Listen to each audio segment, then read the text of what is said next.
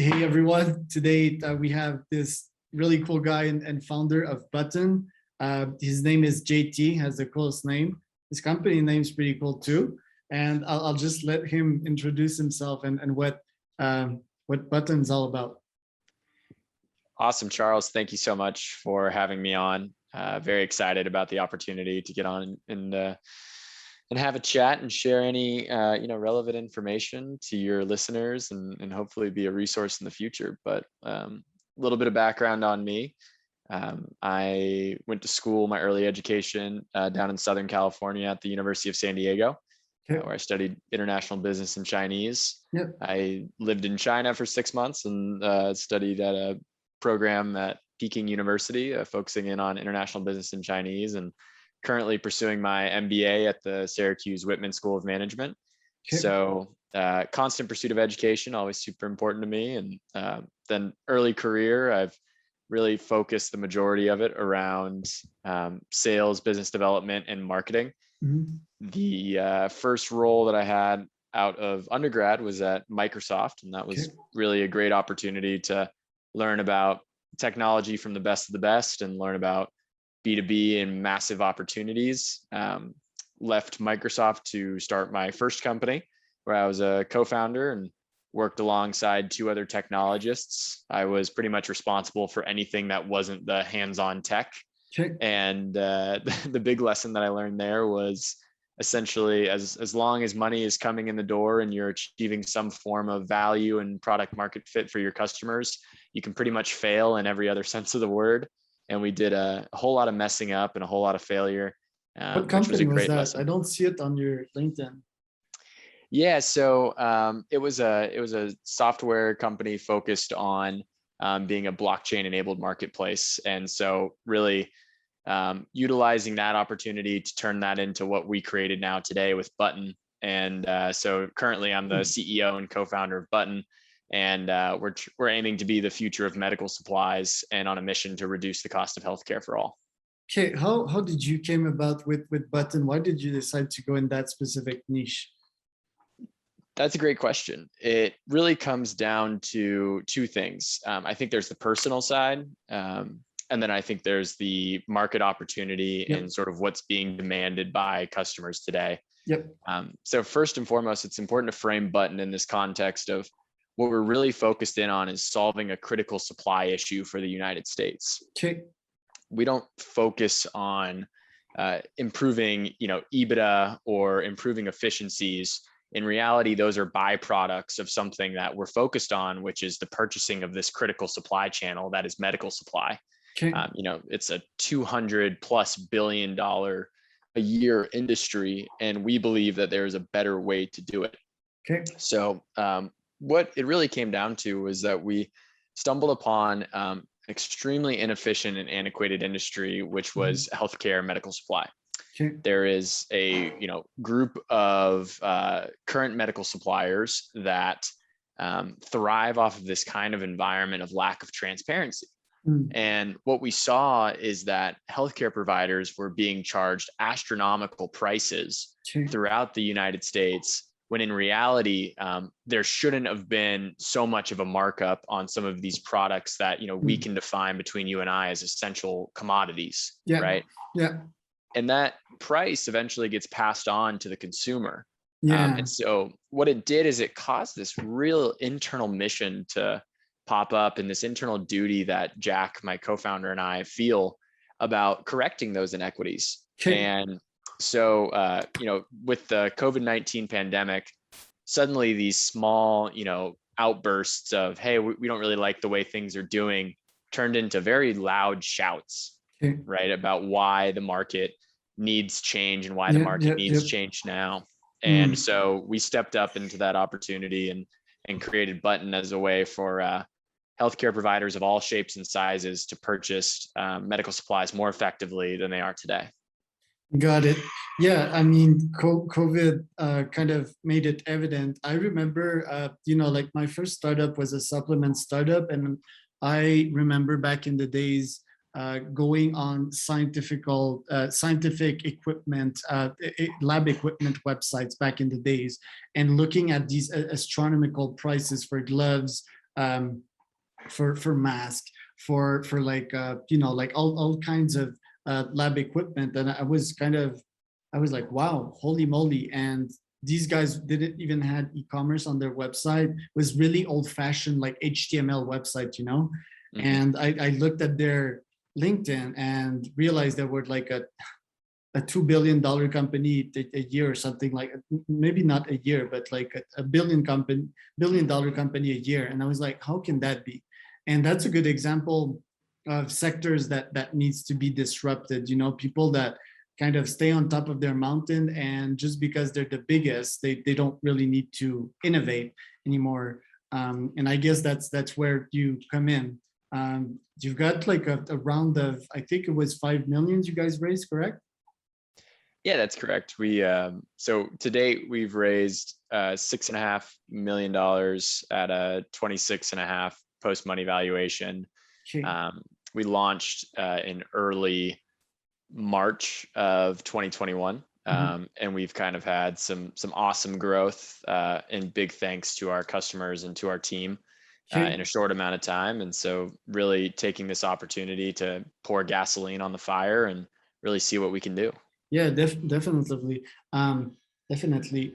Basically, I'm on the website right now. It looks like it's a Shopify, right?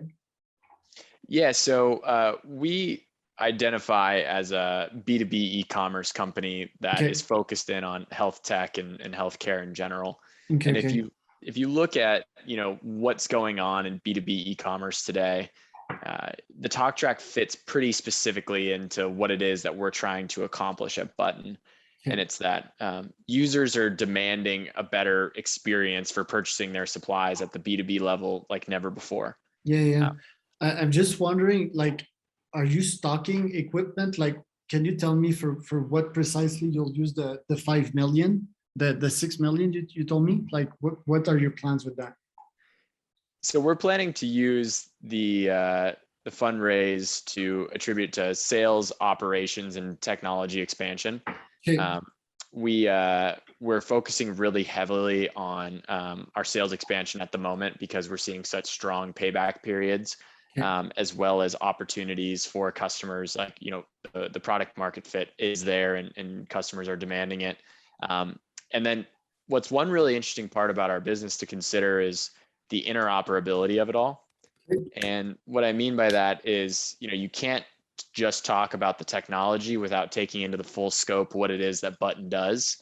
So on one side, you have getting product from manufacturer to a customer's front door. And then on the other side, you have a B2B commerce experience that makes it more efficient, easier, and safer to order, where you can cut time, improve efficiency, and improve cost savings along the way. Each of those things individually are pretty cool, but what we are doing at Button is we're marrying those two concepts together. And so it's awesome if some healthcare provider comes onto our website and purchases, their supplies for the year, but that purchase is only, and that experience is only as good if Button can effectively take the product from manufacturer and get it to their front door in a fast and efficient amount of time. Correct. That's the way to see it. Are most of your manufacturers like based in US? Because I started my career drop shipping for items in China. I do have experience like shipping my own supplements too. How do you go with that? How do you make sure that you provide them like the best experience possible? Is it by choosing local partners? And do you go like direct manufacturer to customer, or do you deal with middlemen? Yeah, our network of manufacturers is extremely important to the company. One of the early pieces of advice that we received was, don't underestimate the fact that you are a two-sided marketplace, right? And what I mean by that is, put a certain huge amount of focus on who your customers are and who's coming in. But don't forget that, why Amazon was so successful from the start is because they offered more books than the local Barnes and Noble. Customer obsession. Right. So we had to really focus on building out this network of manufacturers and distributors across the world. in order to provide a better experience for each one of our customers. And so we put a great amount of care and effort into, vetting our manufacturers, understanding that, what's going on in the international supply chain today. There's so much that is outside the control of, the manufacturer themselves or the, distributor themselves. But what Button's trying to do is to facilitate and assist in that transaction across the board and make sure that our customers are receiving the best quality of product in a very efficient amount of time. Got it. You touched on sales. Are you hiring a bunch of SDRs right now? What does your sales strategy look like? Yeah, so in terms of sales, we are focusing in on two categories in particular, and that relates back to what I identify as sort of the three types of buyers that come and visit Button on any given day.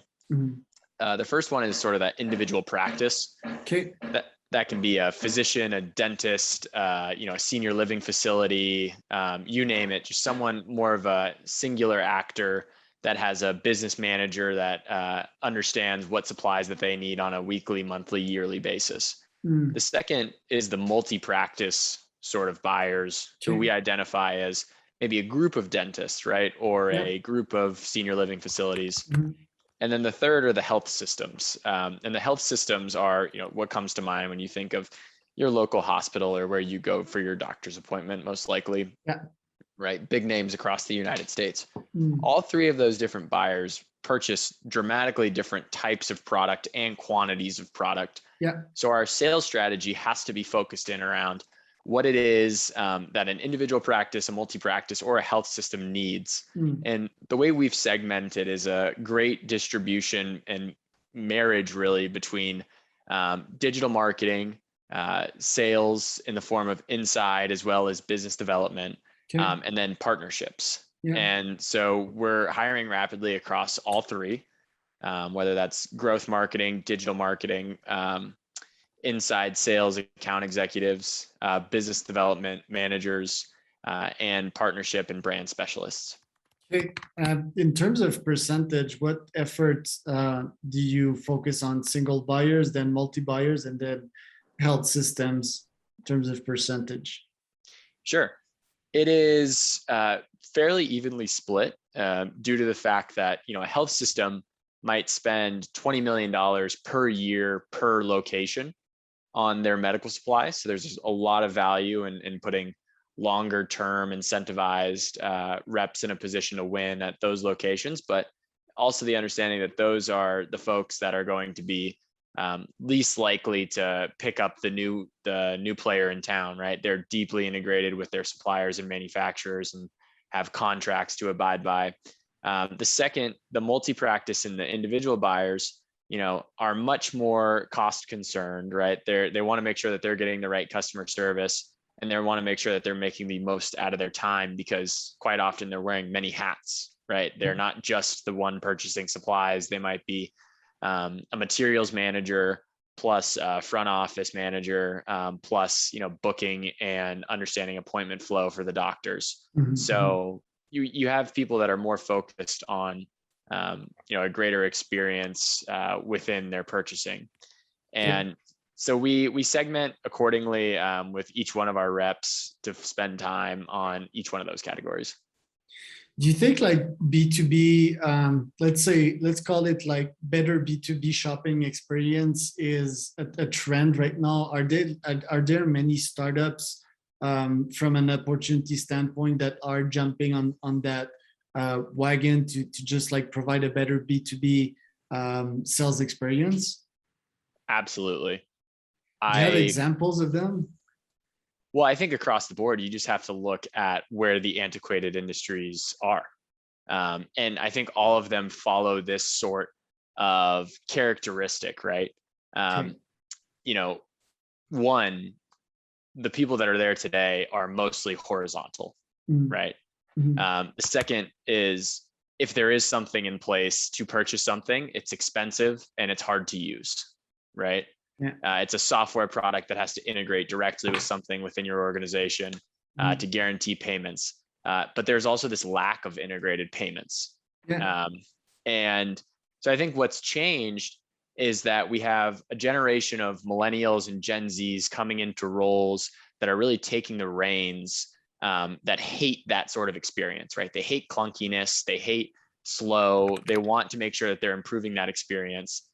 And then secondly, we have such an influx of new technology, whether we're talking about API driven architecture or headless architecture, that's allowing for companies to redesign what commerce really means for them, and how they're making payment or receiving payment. Yeah. And then so I think what it really comes down to is you have to create a situation that's vertical specific, that provides value, and make sure that you're instilling trust at every side of the transaction. And if you can really center those three things around, you can look at every industry and see an opportunity where B2B e-com or B2B payments is going to become a booming opportunity. And the investment numbers and the companies that are forming in these spaces highly justify all of that rate. I agree. And if you check like YC startups, like most of them are in the B2B space now.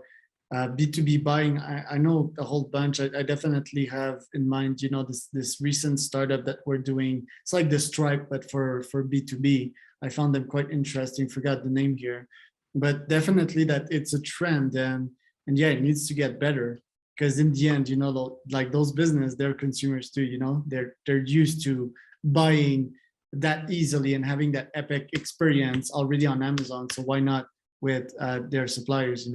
So yeah, and we're taking that concept to the next level, particularly in healthcare, because I just want to throw this quick statistic out there to frame it. When we are speaking about the effects that the global pandemic had on the medical supply chain, we could speak for hours, right? But the one thing that happened more than anything else is when buyers across the country turned to their suppliers, and the supplier said, "I'm so sorry, I can't get you that product right now. I can't get you the supplies that you need to protect your people." The first thing that those buyers did is they turned to their search engines and they typed in "purchase medical supplies online." Yeah. And that wave of timing and demand increase happened like we've never seen it before.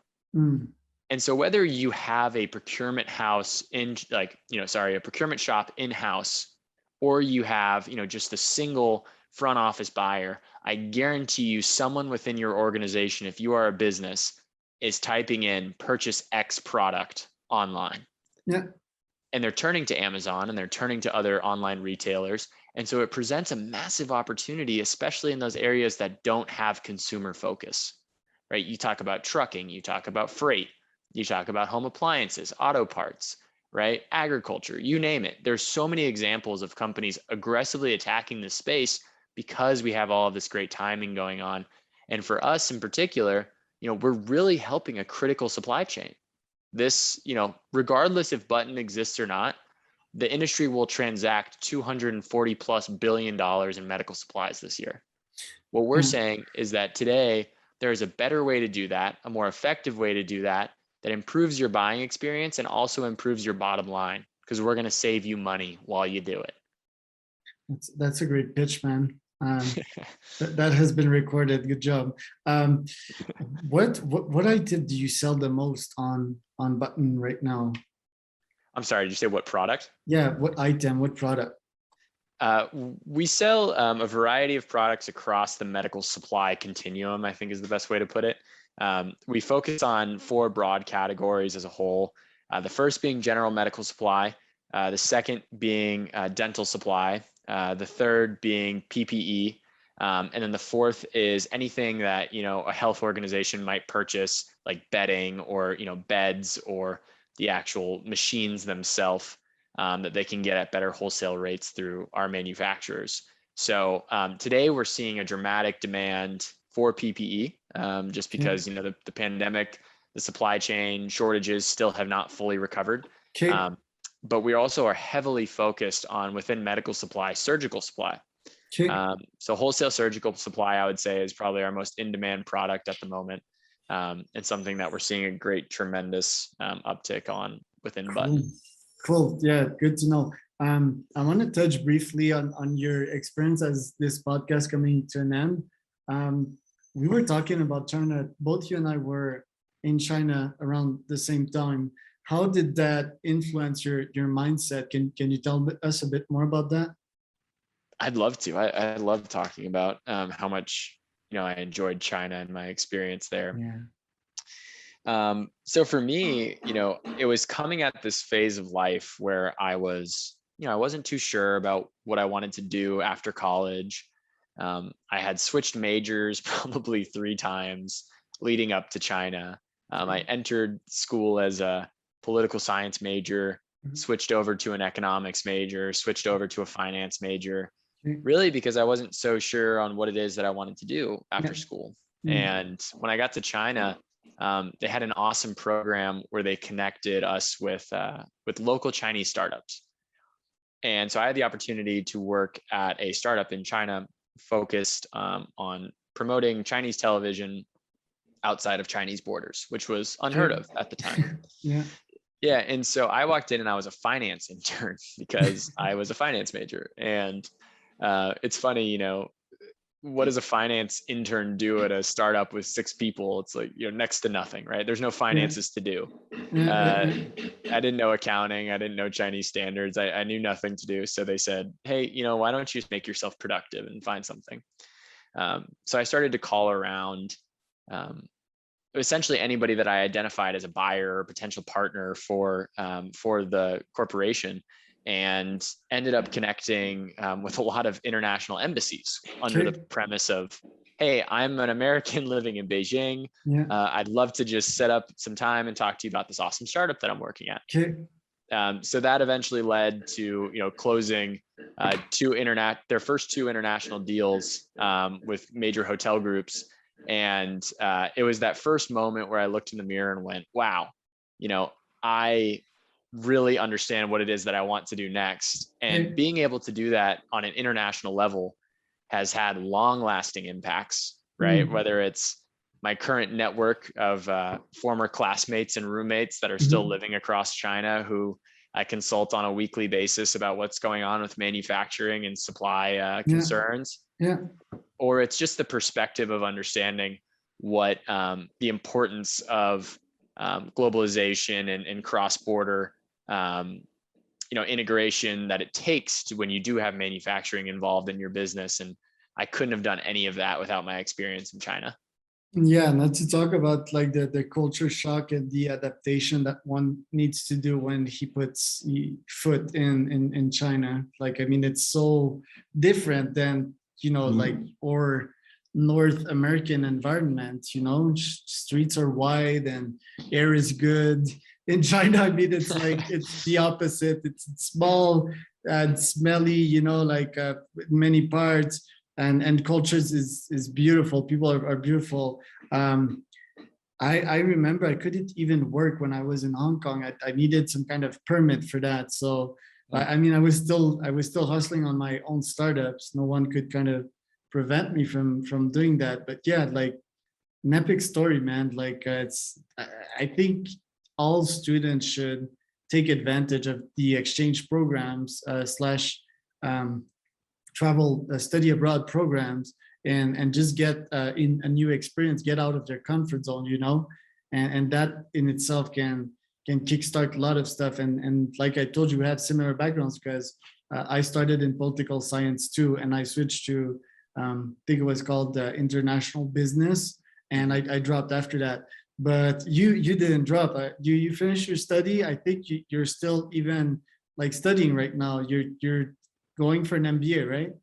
Yeah. I'm a lot of founders that I talk to call me silly for still putting myself through the MBA while doing the startup, because I firmly do believe that the best MBA that you could ever achieve is just starting a company or working at an early stage startup. But I do have a sort of constant hunger for formal knowledge, and I always tell people, yes, the MBA does take up my weeknights and my weekends. But at the end of the day, I think at some point I'll probably go out and try to seek my JD or something in the future. So Okay. um, it's important to me, and it'll always be. And yeah, I think China was a big part in showing me that, you know, culture, education, and the ride of a lifetime can all intersect at the same time. And a lot of growth can happen when those three things are circling around each other. Nice, man. Well, JT, it's been great talking to you.